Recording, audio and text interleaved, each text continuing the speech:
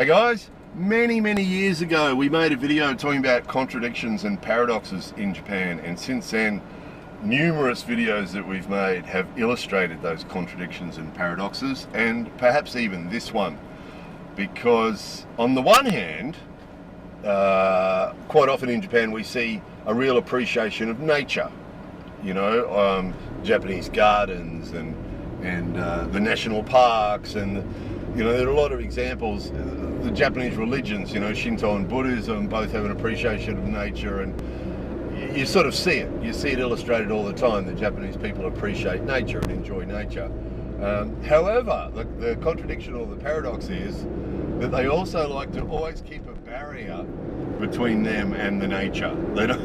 They often see examples of people not wanting to have a physical contact with nature, so they like to have a barrier. So what triggered this video was a couple of things. One was that we've just had a couple of solid weeks of rain because it's sort of rainy season.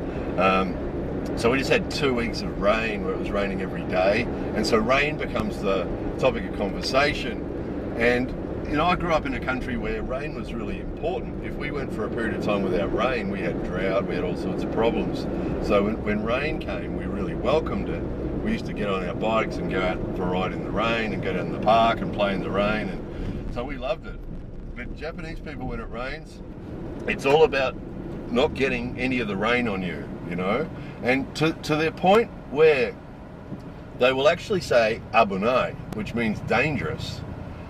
Where I sometimes hear that is, I'll tell them that, in Australia, rain's really important, so we really like rain, and we used to go and play in the rain, and they'd say, abunai. And I'd say, and a lot of people in Australia have water tanks on their houses, and the only water they get is rainwater that falls on the roof of their house and then goes into a water tank, and then they drink it and they use it to wash their clothes and take baths, and that's the only water they have.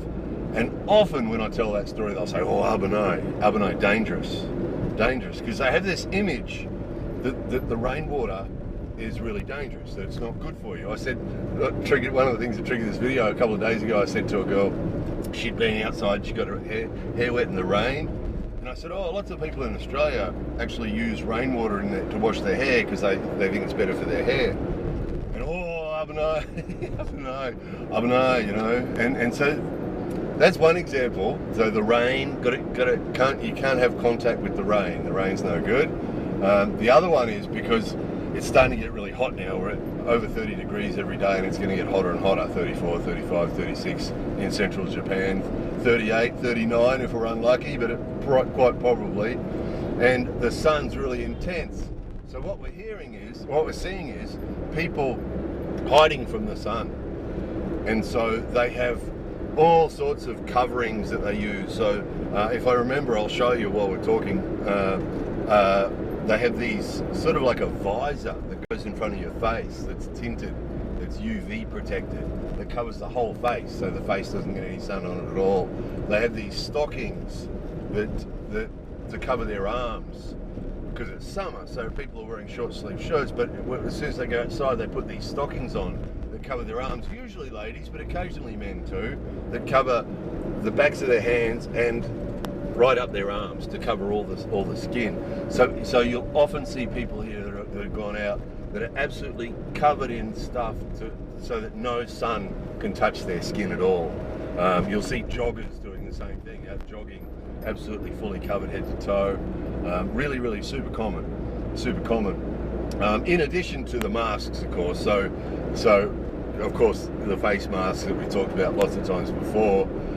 We've got in-laws, I've got in-laws that the whole family, from the moment they leave the house, they put masks on, and they just leave them on the whole time, no matter if they're with other people or not. So it's not really just about germs from other people, it's just this thing they automatically do to protect themselves from the air, which always strikes me as interesting because the air inside their house is going to be very similar to the air outside their house, But as soon as they leave the house, on goes the mask.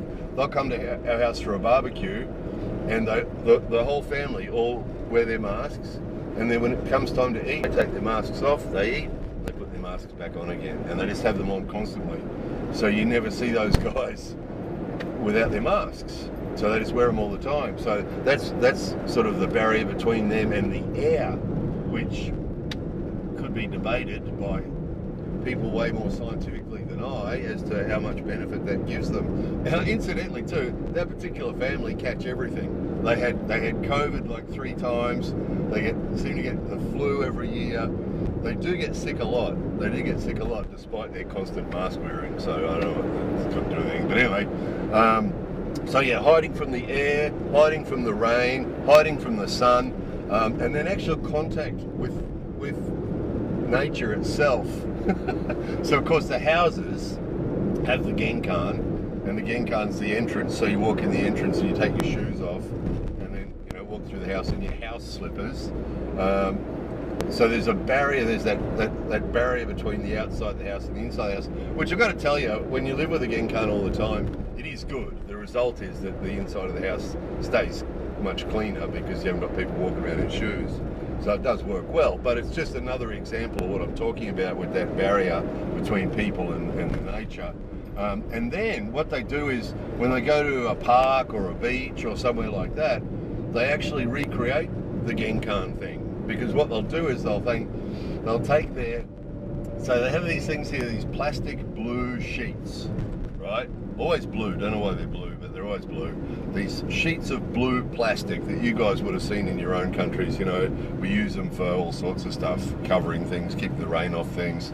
They've usually got holes around the edges that you can tie ropes through and things. And they have them, and so they're those blue plastic sheets, right? And in Japanese they call them buru shito, right? And so they'll say, okay, we're gonna have this event on Saturday, so everyone please bring your buru shito. So when you have the school sports day, or you have a big picnic and lots of people are going, or barbecue, or going to the beach or something like that, everybody takes their buru shito. Sometimes they'll have other things like blankets that have plastic underside, or they'll have other versions. We've got one like that, so like a blanket with a plastic underside. But the blue sheet is really common. And what you'll see, like in spring when it's hanami, where people go to the parks to look at the cherry blossoms, you'll see people sitting all around everywhere on their blue sheets. And what they do is they lay the sheet out, and then they take their shoes off beside the blue sheet, and then they sit on the blue sheet. So again, that's separating them from the nature. You don't put your shoes on the blue sheet and you take your shoes off and you sit on the blue sheet just in your socks, and it doesn't matter how nice the grass is. I mean, we've been to parks where now and again you get a park that's got beautiful grass, and oh, look at this, and it's lovely, and because I like to take my shoes off and walk around on that sort of grass, and sit on it, feel it, but they just don't want to do that because it's dirty. They just want to put the blue sheet down and they'll sit on the blue sheet. And they do the same thing at the beach. They don't want to sit in the sand. They just put down the blue sheet and they sit on the blue sheet, take the shoes off. That's the other one, is you see the people on the beach, not everybody, but a good percentage of them, walking around in shoes and socks on the beach. And then they'll put down their blue sheet, and then they'll take off their shoes and socks and sit down on the blue sheet on the beach. That's really common. Not always. I mean, you do see people walking around with no shoes on the beach, but more often than not, shoes and socks or flip-flops or something. Again, that barrier between them and the sand, them and the nature. So it's really common. It's really common. Oh, the other, I've got some notes here. The other one is insects, so the actual nature, the nature that moves, right? Insects. I was at a friend of mine owns a juku here, one of those after-school schools, and I was visiting him one day, sitting at his desk, which is sort of near the entrance of the place, and behind there's a couple of classrooms, and I'm sitting there talking to him, and suddenly there's this high-pitched screaming coming from multiple people coming from inside the room, and it sounded like there was a fire, or there was a big snake or a tiger or something. The screaming was really panicky, and so I got up and went in there to see what was going on, and with my friend, we both went in there to see what was going on, and there was a group of high school boys, and there was a beetle flying around the room, and these guys are all screaming, right? right? Ah, hysterical at this beetle that was flying around the room. So I sort of waited for it to land on something, and I walked over and just picked it off the wall and took it outside and let it go. And of course that started a whole bunch of new screaming then, because the fact that somebody picked up this beetle, actually touched it with their hand, they lost their minds. They lost their minds. And I mean, it's taken a long time, you know, bringing up my kids, and because what I've got is my kids spend their time with their friends, and their friends to react to insects like that. With some exceptions, here's another contradictions and paradoxes. They've got these things, dangomushi, you know, those little insects that roll into a ball. Kids will touch them and pick them up and appreciate them. And kindergarten kids quite often, the cicadas, the semi, they'll often pick them up too. They're sort of like an exception to the rule. It's okay to handle them. But other insects and bugs and things, they scream. Bees, they lose their mind when a bee flies past. And so over the years, I've had to sort of compete, because my kids' friends all scream and carry on, which tends to make my kids scream and carry on, because Japanese people tend to be like that. They react like everybody else reacts. And one of my girls told me once that she didn't want to be cool about insects because she didn't think that was cute, which was really tragic. So I'm sort of competing with that all the time. So I will do things like pick up spiders out of the house and take them outside and things like that, just to show them that, you know. So there's this thing here, and adults, again, you know, if we're having a barbecue and there's I don't know if you guys saw that guy just go past on the bike there, like a ninja. Everything was covered up from the sun. Yeah, we'll have a barbecue and you get some bug flying around, and it's the same thing, this big overreaction. You know, the bees, we've got a lot of bees in the bamboo at the front of the old farmhouse, and they're bamboo bees, and we've actually made videos about them before. They bore holes in the bamboo and make little nests in there and stuff, and those bees are just not interested in people. And so if we're outside having a barbecue or just outside in the garden, and they're big black bees, and they'll fly right past your head, and because they're off looking for water and flowers and all sorts of stuff, you know, and we're just an obstacle in the way, and they're absolutely zero risk to us. But when we have the in-laws at our place, if one of those things flies past, everybody freaks out. You know, it's irrational. It really is irrational, but it's typical Japanese thing that if everybody's scared of the rain, then everybody's scared of the rain. If everybody's scared of insects, everybody's scared of insects. You know, they don't sort of stop and think about the logic to the fear. You know, those high school boys screaming about the beetle, it was just a beetle. You know, it didn't have the ability to hurt anybody. It's just a beetle, but because that's how everybody reacts to beetles, that's how everybody reacts to beetles. Nobody stops and thinks about it. So it's interesting, isn't it? It's interesting. On the one hand, you've got a bunch of people here who really appreciate nature, and on the other hand, they just don't want to have any contact with it at all. They don't want to breathe it. They don't want it on their skin. They don't want to touch it. They just don't want anything to do with it. So another contradiction and paradox.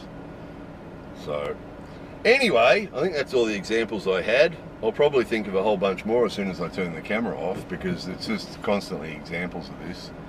There's always examples of this. Anyway, hopefully someone found that mildly interesting. It sort of probably should go on our How to Do Stuff in Japan playlist, because it will explain this is what you'll get if you come to Japan and it's raining, and you go, oh, isn't it beautiful, love the rain. Because, you know, it is wonderful, isn't it, when it rains? We really need it here. It's to grow the rice every year, Japan needs a lot of rain, because as we've showed you before, it's collected in reservoirs, big reservoirs, and they use it up. They use it up. Growing the rice really uses up a lot of water. So they need the heavy rain every year to grow rice, right? It's really essential. And it makes everything else grow nicely, and it makes everything clean and cleans the sky. And, you know, it's a wonderful thing, but no. So if you come to Japan and go, oh, isn't it lovely? Don't you love the rain? No, you're going to have a hard time finding someone that's going to agree with that. And then all that other stuff, you know, go to a park and just want to sit on the grass and take off your shoes. You do occasionally see it, but not often. Not often. Not often will you see someone walk around a park or on a beach or somewhere without shoes on. Always got the shoes. They're that little buffer between them and the nature. So if you come to Japan, all those things that I've just mentioned are all perfectly normal. And if you do something different, you'll be seen as very strange. They thought I was Crocodile Dundee when I carried that beetle out. They thought it was the wildest thing they've ever seen in their lives. Bunch of high school boys. Amazing. Anyway, that's enough of that. More videos coming soon.